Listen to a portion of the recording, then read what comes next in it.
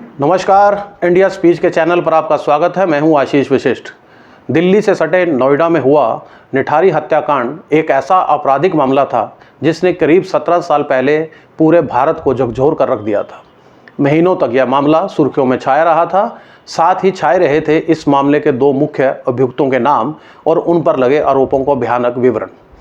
इसलिए बीती 16 अक्टूबर को जब इलाहाबाद हाई कोर्ट ने निठारी हत्याकांड से सुरेंद्र कोली और मोनिंदर सिंह पंडेर को बरी कर दिया तो यह एक चौंकाने वाली खबर थी।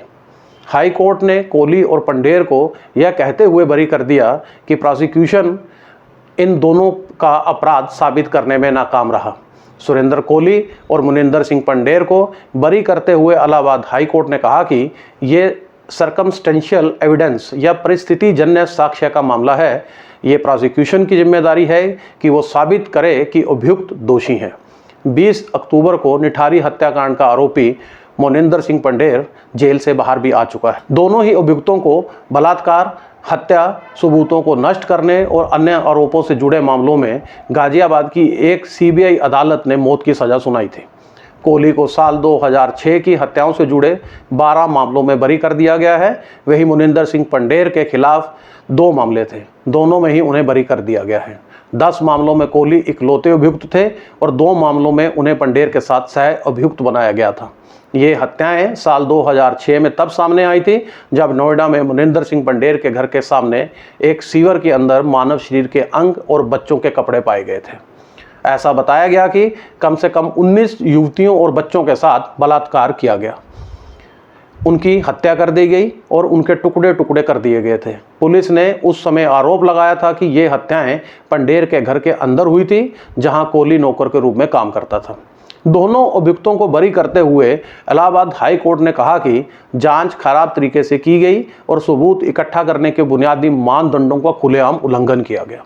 अदालत ने अपने आदेश में कहा, हमें ऐसा प्रतीत होता है कि जांच में अंग व्यापार के संगठित गतिविधि की संभावित संलिप्तता के अधिक गंभीर पहलुओं की जांच पर ध्यान दिए बिना घर के एक गरीब नौकर को राक्षस बनाकर फंसाने का आसान तरीका चुना गया।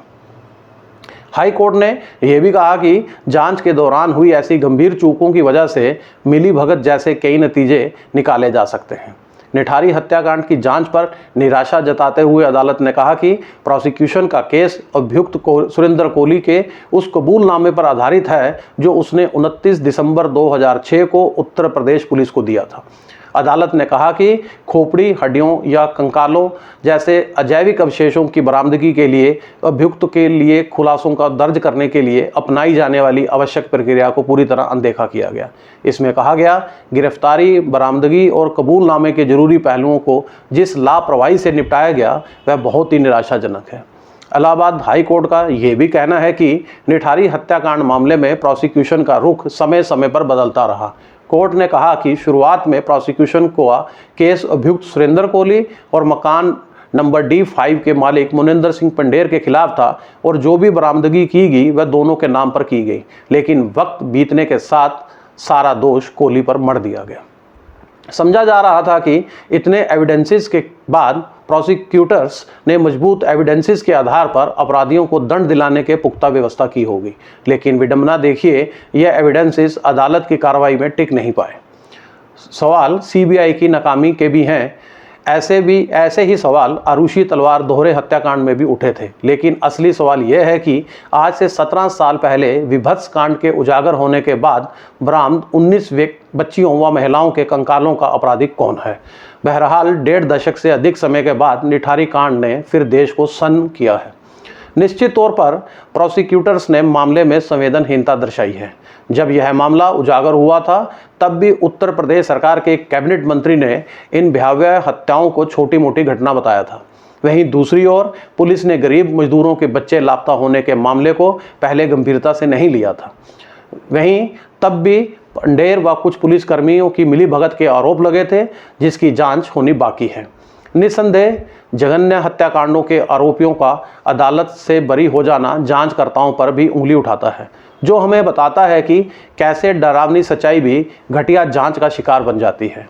कहना कठिन है कि यह नतीजा सीबीआई की उदासीनता का नतीजा है या न्यायिक व्यवस्था की कमियों का लाभ अभियुक्तों ने उठाया है। जिसके चलते न केवल आरोपियों की फांसी की सज़ा खत्म हुई बल्कि अभियुक्त बरी भी हो गए। इसके बाद पीड़ित परिवारों की नाराजगी सामने आना स्वाभाविक ही है। पीड़ितों के परिजनों का कहना था कि बच्चों को 17 साल बाद भी इंसाफ नहीं मिला। निठारी कांड में अपने बच्चों को खोने वाले पेरेंट्स का लगभग एक ही सवाल है कि अगर पंडेर और कोहली निर्दोष हैं तो उनके बच्चों को किसने मारा है। दरअसल अपराधियों का शिकार बनी बच्चियां व महिलाएं गरीब परिवारों से थीं, जिनमें अधिकांश पश्चिम बंगाल व बिहार आदि राज्यों से आए मजदूर थे। इस फैसले के बाद फिर उसी धारणा को बल मिला है कि देश में गरीबों को न्याय मिलना मुश्किल हो गया है। निठारी हत्याकांड के अन्य मामलों का खुलासा होने पर इस मामले को भी सीबीआई ने 11 जनवरी 2007 को अपने हाथ में लिया था। सीबीआई ने 26 जुलाई 2007 को अदालत में चार्जशीट पेश की थी। मामले में सीबीआई कोर्ट में 305 दिन सुनवाई हुई। इस दौरान कुल 38 गवाह पेश किए गए। यह फैसला सीबीआई के लिए भी सबक है कि दलीलों व सबूतों में संदेह की गुंजाइश नहीं होनी चाहिए। यह भी कि देश में यह संदेश ना जाए कि गरीब अन्याय झेलने को अभिशप्त है। जैसा कि कहा जा रहा है कि सीबीआई इस मामले को शीर्ष अदालत में चुनौती देगी, तो उम्मीद की जानी चाहिए कि सीबीआई मजबूत सबूतों के साथ आगे बढ़ेगी ताकि देश में सीबीआई की नाकामी का संदेश ना जाए। इस संभावना पर भी विचार करने की जरूरत है कि क्या इस जघन्य हत्याकांड की नए सिरे से जांच संभव है। तो इस अंक में इतना ही। अगले अंक में फिर मिलेंगे किसी नए मुद्दे के साथ। तब तक के लिए अनुमति दीजिए। नमस्कार।